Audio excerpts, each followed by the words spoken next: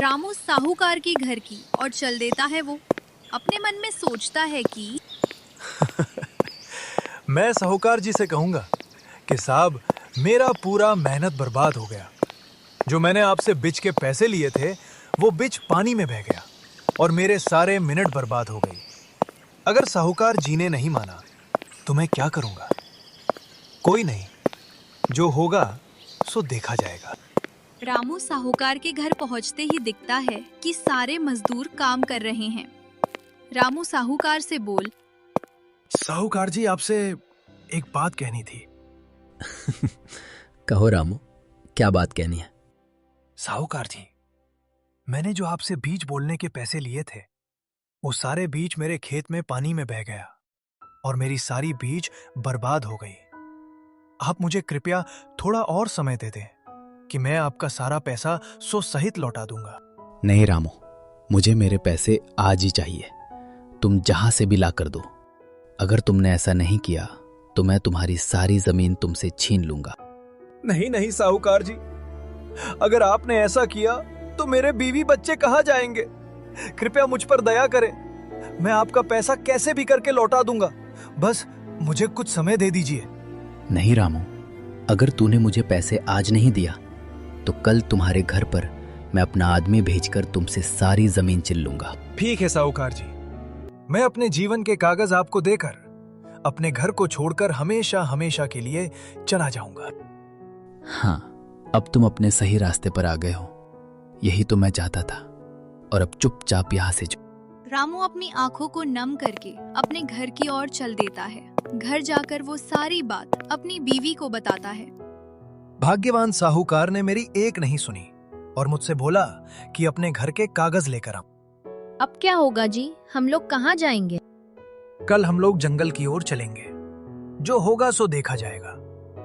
अब हमारे सारे भगवान के हाथ में है। वो जो चाहेंगे वही होगा। ठीक है जी, मैं कपड़े और जो भी सामान है वो सब पैक करती हूँ। आप जाकर साहूकार का जमीन का कागज देकर आओ। ठीक है भगवान, जैसा तुम कहो। मम्मी मम्मी, हम लोग कहाँ जाने वाले हैं? पता नहीं बेटा, हम लोग कहाँ जाने वाला है, लेकिन जहाँ भी जाने वाले हैं वो रास्ता बहुत कठिन होगा। रामू साहूकार को जमीन का कागज देकर अपने घर से निकल जाता है। उसके साथ उसकी बीवी और उसका बेटा मोहन था। उसकी आंखों में उदासी साफ साफ झलक रही थी। मोहन अपने माथे पर एक थैला लेकर चल के रास्ते चल रहा था। उसे नहीं पता था कि मैं कहाँ जा रहा हूँ। रामू चलते चलते कि आगे एक कुटिया है। भाग्यवान, चलो उसे कुटिया में। मुझे लगता है कि वहां पर कोई है।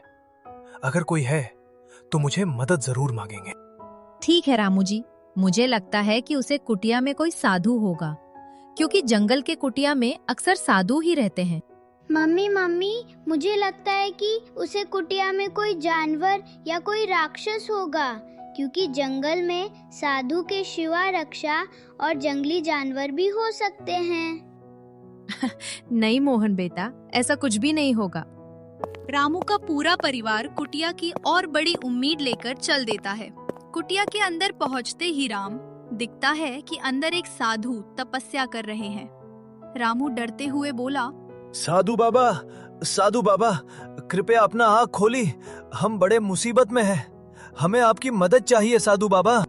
रानू बेटा, तुम्हारे यहाँ आने से ही मुझे तुम्हारे बारे में सब चीज पता चल गया है कि तुम्हारे साथ कैसे उसे साहूकार ने बर्ताव किया है। लेकिन तुम चिंता मत करो, जिसका कोई नहीं होता है उसके ऊपर वाला होता है। तुम यहाँ रह सकते हो जीवन बिताने के लिए। तुम जंगल से लकड़ी काटकर उसे बाजार में बेचकर अपना और अपने बीवी और बेटा का पेट भर सकते हो और अपने जीवन को आगे बढ़ा सकते हो। रामू हंसी खुशी साधु के कुटिया में रहने लगा। वो जंगल से रोज लकड़ी काटकर उसे बाजार में बेचकर कुछ राशन पानी लेकर आता और रामू की बीवी उसे पकाकर राम और साधु और अपने बेटे को खाना देता। ऐसे ही रामू अपने जीवन को चलता रहा।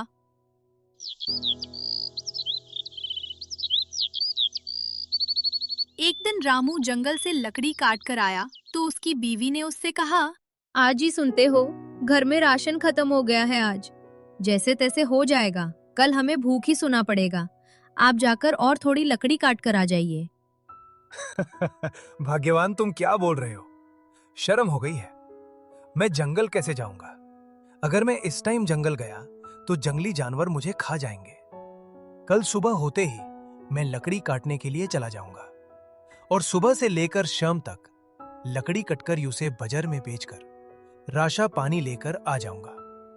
आज जैसे तैसे हो ही जाएगा, कल देखते हैं। ठीक है रामू जी, मैं खाना बनाती हूँ, आप खाकर सो जाएगा। कल सुबह लकड़ी काटने भी जाना है। रामू सुबह होते ही दुखी मन से जंगल में लकड़ी काटने के लिए चला गया। हाथ में कुल्हाड़ी वो अपने मन में सोच रहा था कि हे भगवान, अगर मुझे आज लकड़ी नहीं मिली तो आज मेरा पूरा परिवार भूखा ही रहेगा। कृपया मुझ पर दया करना भगवान। रामू इतना अपने मन में सोच ही रहा था कि अचानक उसके सामने एक पंडित आकर बोला, अरे बेटा, इतनी दुखी मान से कहाँ जा रहे हो? क्या बात है? कोई परेशानी है तो मुझे बताओ, मैं तुम्हारी मदद कर सकता हूँ। बाबा जी, आप मेरी क्या मदद कर सकते हैं? आप तो खुद ही जंगल में रहते हैं, फिर भी मैं आपको अपनी दुख बताता हूँ। मेरा नाम रामू है और मैं फांसी ही एक साधु बाबा की कुटिया में रहता हूँ। मेरे घर में बहुत दिक्कत है। मेरे घर में राशन पानी कुछ भी नहीं है।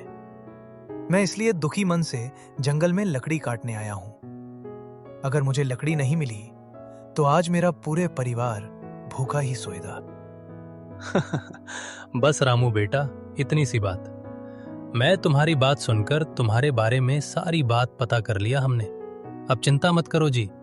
बारिश के चलते तुम पूरी तरह से बर्बाद हो गई, वहीं बारिश तुम्हारी जिंदगी में उजाला लेगा। अमावस्या की रात जो तुम साधु बाबा के खटिया में रहते हो, वही कुटिया में आधी रात को बहुत तेज बारिश होगी। उसे बारिश में तुम्हारा जीवन खेलेगा। बारिश होने के बाद सुबह होते हैं तुम देखने की साधु बाबा की कुटिया के पीछे कुछ सोना चांदी के सिक्के होंगे। तुम उसे बाजार में बेचकर उस साहूकार का पूरा पैसा दे देना और अपने खेत और घर को छुरा लेना। क्या साधु बाबा, आप जो बोल रहे हो वो बात सच में होगा? मुझे तो विश्वास नहीं हो रहा है। रानू बेटा, मैं एक साधु हूं। मेरी बात कभी भी झूठ नहीं होती। ठीक है बेटा, अब मैं जाता हूं। साधु इतना बोलकर अपने रास्ते चला जाता है। रामू अभी सोच में पड़ गया कि अगर ऐसा हुआ तो मेरी जिंदगी बदल जाएगी। रामू जंगल से लकड़ी कटकर अपने घर आया और साधु बाबा की सारी बात अपनी बीवी को बताया। रामू जी, अगर साधु बाबा की बात सच हुई तो हमारी पूरी जिंदगी बदल जाएगी और आप उस लालची साहूकार का सारा पैसा चुकाकर अपने घर और खेत को चुरा लेंगे और अपनी जिंदगी फिर से शुरू करेंगे। अभी अभी मुझसे आने में 2 दिन बाकी है। 2 दिन बाद अमावस्या की रात आई। जैसे ही साधु बाबा कहा था वैसे ही अचानक आधी रात को बारिश होने लगी। सुबह होते ही राहू सबसे पहले साधु बाबा की कुटिया के पीछे जाते ही देखता है कि जमीन पे बहुत सारे सोने के सिक्के पड़े हुए हैं। रामू सोने के सिक्के देखकर अचंभित हो गया और अपनी बीवी को जोर जोर से बुलाने लगा। अरे भाग्यवान, किधर हो? जल्दी आओ, देखो साधु बाबा की बात सच निकली। ये देखो, सोने के कितने सारे सिक्के हैं। हाँ रामू जी, सोने के तो बहुत सारे सिक्के हैं। आप इसे किसी थैली में भरकर बाजार में बेचकर उचित मूल्य लेकर आया और मैं गांव जाने की तैयारी करता हूँ, क्योंकि हमें उसे लालची साहूकार से अपने घर और खेत को भी छुड़ाना है।